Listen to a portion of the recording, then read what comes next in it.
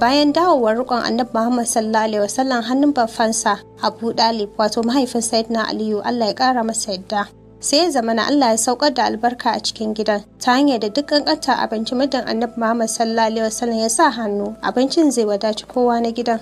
Annabi Muhammad sallallahu alaihi wasallam tun yana ɗan ƙaramin yaro aka san shi da kamun kai da mutunci da sanin ya kamata, gaskiya da riƙon amana.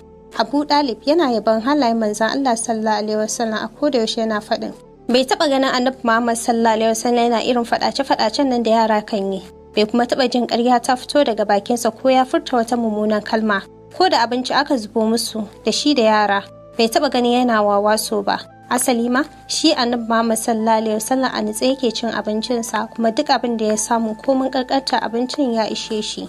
Saboda irin wannan halaye na farin jakada ya sa Abu Dalib ke ƙaunarsa fiye da 'ya'yan cikinsa.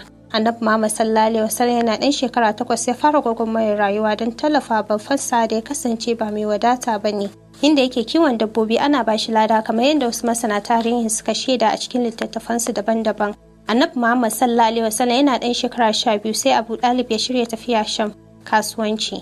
Dan suka tafi tare da Annabi Muhammad sallallahu alaihi wasallam inda akan hanyar su ta tafiya suka haɗu da wani Bayahude da ake kira da Bahira. Da fatan za ku ci gaba da kasancewa da Umdas Online TV domin sai da ku.